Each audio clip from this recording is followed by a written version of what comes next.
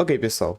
Agora que a gente já instalou o Django e iniciamos o nosso projeto, nós precisamos fazer algumas coisas. Bom, primeiro vamos entender o que a gente vai fazer. A gente vai trabalhar com um sistema de gestão de tarefas, que vai ter o usuário e vai ter justamente as tarefas que ele vai gerenciar. Então a gente prevê que já temos dois objetos para tratar. Então, esses dois objetos vão ser representados aqui quando a gente for criar como aplicativos. Então, nós vamos começar utilizando o nosso ManagePI aqui, estando na máquina virtual, viu? Sempre lembre-se disso. Aí eu vou dar um Python, manage.py, start app. E eu vou chamar o primeiro aplicativo de usuário, vai ser o usuário do nosso sistema. Ele vai gerar uma pasta ali, que já vai vir com alguns arquivos que a gente vai depois alterar. E eu vou gerar também a tarefa, que vai ser o objeto que o usuário vai manusear. Ok, agora que já iniciamos nossos aplicativos com os nossos dois objetos que iremos trabalhar aqui, vamos para as configurações do projeto. Então, nós já estamos nessa parte aqui. Ok. Bom, a primeira coisa que eu vou fazer aqui vai ser copiar o nosso git ignore, que está nessa colinha que eu deixei reservada, que é justamente para não ter que ficar digitando a mesma coisa toda hora. Então, vou criar um novo arquivo aqui, git ignore, que ele vai servir para justamente a gente não subir na nossa nuvem coisas que não são úteis, como por exemplo máquinas virtuais, a base de dados e alguns arquivos que são temporários, que são gerados através da criação do banco de dados ou atualização do mesmo. Então eles não convém a gente subir isso para o nosso repositório. Por isso que a gente só sobe o cru da aplicação. E aí quando a pessoa ela faz o pull, vocês devem criar a máquina virtual de vocês, porque é diferente para cada computador, né? A mesma da minha não vai ser a mesma de vocês. Perfeito. Agora que a gente já tem o git ignore, vamos abrir aqui o nosso arquivo, nossa pasta principal, que é o do to-do, que é do nosso projeto, e vamos em settings. Bom, a primeira coisa que a gente vai fazer é install apps. A gente vai colocar aqui os nossos dois aplicativos que criamos, tarefa, e vamos colocar também usuário. E agora nós precisamos colocar mais algumas coisas aqui, como por exemplo, o aplicativo do Django REST Framework, REST Framework, e o REST Framework.token, que vai ser o que a gente vai utilizar aqui na hora que for fazer o login. E aí, só conferindo aqui se está tudo correto, com a nossa aplicação já feita aqui. Settings. Aqui. Faltou o Django Extension e o Core Shaders. Esses quatro aqui, eles são padrões. O Django Extension vai liberar pra gente algumas funcionalidades novas que a gente pode utilizar. E o Core Shader é justamente o cores, lidar com cores. Então, são os cabeçalhos, as chamadas das rotas e outras coisas. E o REST Framework é o padrão mesmo do que a gente vai utilizar. Como a gente não vai usar todo o Django, que o Django tem um model, tem o template e tem o REST Framework, se não me engano. Então, como a gente vai trabalhar com a parte de API, que é gerenciar as regras de negócio, a gente não vai trabalhar com nenhuma coisa em identidade visual. Por isso só usamos o REST Framework. E o off-token é porque a gente vai usar uma ferramenta do Django, que é o ViewOut-Obtain-Token, que ele vai simplesmente a gente fazer login com o usuário, que tem também aqui como padrão do Django, e ele vai nos retornar um token, sendo que esse token será utilizado para que a gente possa fazer literalmente tudo, porque a gente não pode mexer na aplicação sem estar autenticado. Para estar autenticado tem que estar logado. E quando a gente loga, nos retorna um token que a gente utiliza. Bom, agora que está aqui, a primeira coisa que eu vou fazer vai ser instalar essas coisas. Então, vamos instalar aqui um pip install Django extensions. Opa, digitei errado. Extensions. Vai coletar aqui e fazer o processo de instalação. E agora a gente vai fazer um pip install cores shaders head. Me engano. Ok, deu algum erro aqui. Eu vou voltar aqui em algum comando antigo que eu tinha dado já. Aqui, core shaders heads. Ok, já estamos nos core shaders. Instalamos o Django extensions. O REST Framework já foi instalado quando a gente fez a instalação do Django na aula passada. Beleza. Vamos lá. Aqui nesse arquivo de configurações ficam os aplicativos instalados, os middlewares que fazem o intermédio ali entre tudo. alguns templates que a gente vai utilizar quando for mexer um pouco com o administrador para ver como é que está comportando o nosso sistema. E aqui a gente pode configurar também nosso database. Por padrão, o Django ele já vem com essa configuração aqui, então é um DB SQLite padrão, entendeu? Ele não é um banco muito bom quando a gente for trabalhar com alguns objetos complexos, entendeu? Que lidam com JSONs ou outras coisas, porque ele não tem suporte para isso, é um banco de dados simples. Então aí a gente utilizaria um Postgres ou outra coisa, mas aí teria que trocar na configuração daqui, né? Pra gente poder ter acesso ao banco. Enfim, aqui a gente vai trocar para PTBR, nossa língua. E por enquanto aqui não tem muito o que mexer, vai ser essa parte aqui mesmo. Perfeito, agora que já estamos com o nosso arquivo configurado, iremos criar os nossos modelos. O que são esses modelos? São justamente a modelagem dos nossos objetos. Então, eu vou começar com o usuário, eu vim aqui na página modos do usuário, e como eu falei, a gente vai utilizar um usuário padrão que o Django disponibiliza. Então, from Django extension.models, se eu não me engano, import user. Acho que é outra coisa, só conferir aqui, gente. Usuário. Não lembro dessas coisas de cor. Ah, Django Contrib Auth Models. A gente vai importar aqui. Ok. E agora vamos criar a nossa classe, né? Bom, class. Esse é o usuário. Model. Model.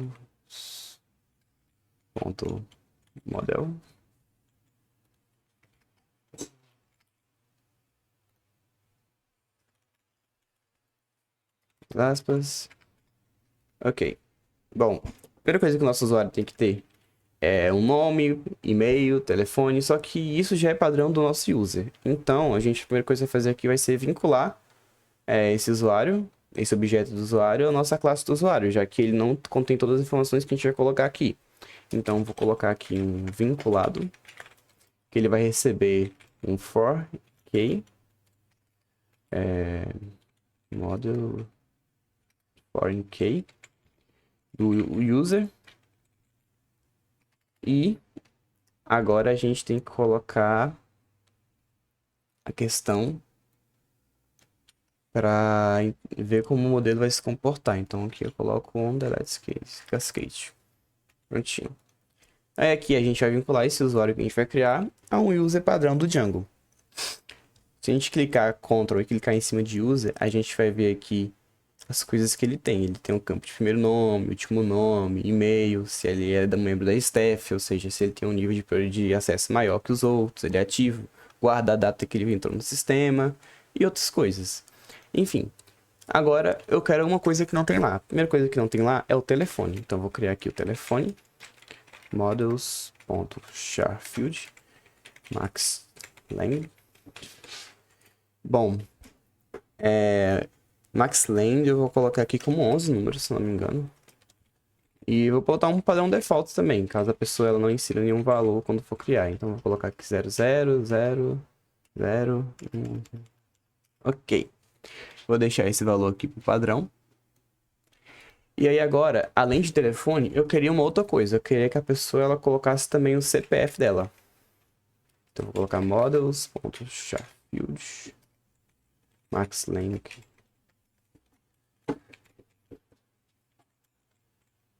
11 também. Vou dar um valor default de 1. Ok. E esse aqui vai ser o nosso modelo do usuário. A gente vai ter todos os dados que o user tem e a gente adicionou agora os campos de telefone e de CPF. Perfeito. Agora, vamos para a nossa tarefa. Quando a gente acessa o módulo de tarefa, a primeira coisa que a gente tem que fazer é importar o nosso usuário. Por que a gente tem que importar o nosso usuário? Porque a tarefa ele pertence ao usuário, então toda tarefa ela tem que estar vinculada ao usuário para que ele possa olhar. Porque quando a gente for fazer as chamadas de todas as tarefas que existem no sistema, como eu vou saber qual de cada pessoa? Então, através disso, a gente consegue definir qual usuário vai retornar qual tarefa. Então aqui eu vou colocar from usuário.models import usuário. E aqui agora eu vou criar a nossa tarefa. Classe tarefa, models.model, duas aspas. Aqui eu vou colocar vínculo igual a foreign key, models.foreign key, usuário. E aí, mesma coisa. Ai, tô gripado, perdão. Aqui. E vamos lá. O que é que a nossa tarefa vai ter? Como a gente não declarou nenhum ID aqui, é por padrão ele tem um lá que não mostra aqui, mas a gente pode declarar também um ID ou uma outra coisa para ser nossa chave primária. Então, vamos nessa. Primeira coisa que a gente vai ter que fazer aqui é pensar, pô, o que é que minha tarefa vai ter? De acordo com a descrição aqui, ela tem que ter um título, que eu vou colocar como um char field, e eu vou definir o tamanho dela como... Deixa eu ver. Acho que uns 20 caracteres tá bom, para um char field. E vou dar um valor default também de teste. Vou colocar o nome teste para ser o valor default. E aí, vamos lá. Depois do título, ele vai ter que ter uma descrição. Ser models.charfield também. Max length. Igual. A descrição, eu creio que é bastante maior. Então, vou colocar aqui 150 caracteres. E vou dar um valor default de descrição. Vou até alterar aqui em cima para título, então. Quando a gente cria um objeto que a gente não fornece valores, geralmente ele pega esses valores default. Então, não tem problema em gerar um objeto que não tenha valores, ou seja, um bom objeto que tenha valores nulos. Que não é uma coisa boa de se fazer. Então, vamos lá. Título, descrição, qual o próximo? Data de vencimento, ou seja, até que data essa tarefa ela vai perdurar. Porque ela pode ser por alguns dias, ou o usuário vai fazer só amanhã, um compromisso. Então, vou colocar aqui data, vencimento. E eu vou colocar o models.datefield. Esse datefield, ele é no formato americano. Então, vai ser o ano, tracinho mês, tracinho dia. Então, é nesse formato que a gente vai inserir. A gente pode receber esse formato diferente, conforme a gente vê, que é o dia, o mês e o ano. Mas aí a gente tem que fazer algumas alterações na hora que for receber. Eu não vou mostrar como fazer isso aqui, se vocês tiverem curiosidade, vocês podem fazer e readaptar. Bom, já temos a data de vencimento e por último a prioridade. A prioridade eu vou deixar como um inteiro. Aqui, não vou colocar um nome não. Vou colocar models.integer field.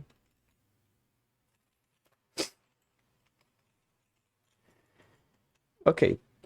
E vou dar um max length dele, como vai ser só um número, não pretendo ter tantas prioridades assim. Eu vou deixar como um. Oh. E eu vou dar um valor padrão de 1 também. E aí, como é que eu vou falar? Eu vou selecionar o seguinte: menor mais prioridade.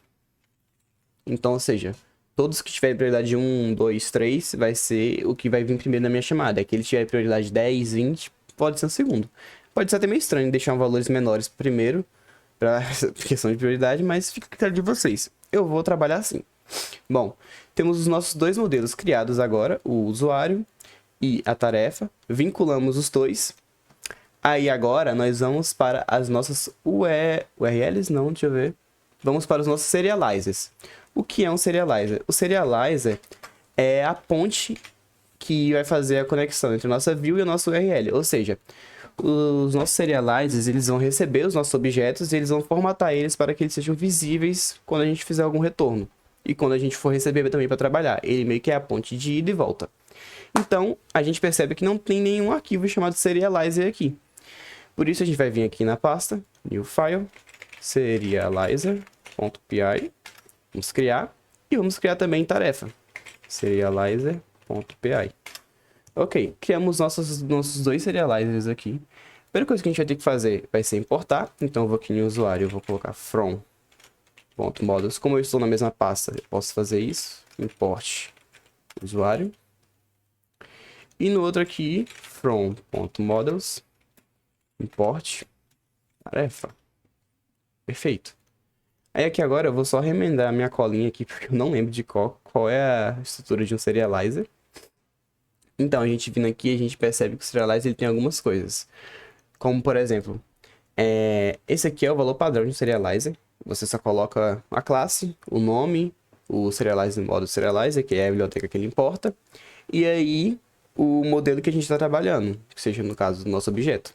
E aí bota para retornar todos os campos. A gente pode customizar e colocar para retornar só alguns, não retornar todos, mas depende da nossa preferência. Então, eu vou copiar isso aqui e vou colar aqui o nosso serializer. Perfeito. Aí o que é que eu estou fazendo aqui? O nosso usuário, eu vou abrir novamente aqui o modelo. Aqui. Vou deixar aqui.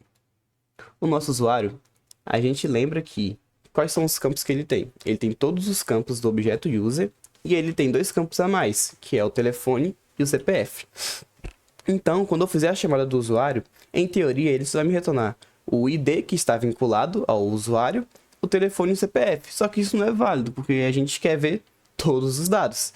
Então, como a gente faz isso? Quando a gente tem objetos interligados e que eu quero, chamando um objeto, chamar o outro, o que é que eu faço? Como eu sei que ele está aqui, então eu venho aqui no serializer, eu serializo o objeto que vai estar vinculado, que nesse caso é o user do próprio Django, que a gente vai estar serializando aqui o username, que é o nome de login, o e-mail, o primeiro e o último nome. O último nome eu vou até tirar porque a gente não vai utilizar, a gente vai utilizar só o first name mesmo, mas fica a critério de vocês também. E aí, depois disso, a gente vai colocar aqui no nosso usuário serializer um vinculado igual ao user serializer. Ou seja, esse nosso objeto vinculado, esse nosso campo vinculado aqui, quando a gente chamar o serializer de usuário, ele vai chamar este serializer para este campo e vai retornar estes dados, em vez de retornar só o ID. Perfeito? Bom, agora deixa eu aplicar isso aqui para a tarefa também. Vou apagar essa parte aqui, não é necessário. Uma dica, se vocês selecionarem o nome que vocês querem e apertarem Ctrl D, vocês selecionam os repetidos e aí vocês podem só alterar, não tem problema nenhum. Perfeito. Terminamos nossos modelos, terminamos nossos serializers, vamos para agora a nossa view e entender um pouco de como funciona a autenticação da biblioteca que eu falei que a gente vai usar, que é do Auth Token. E isso é na próxima aula.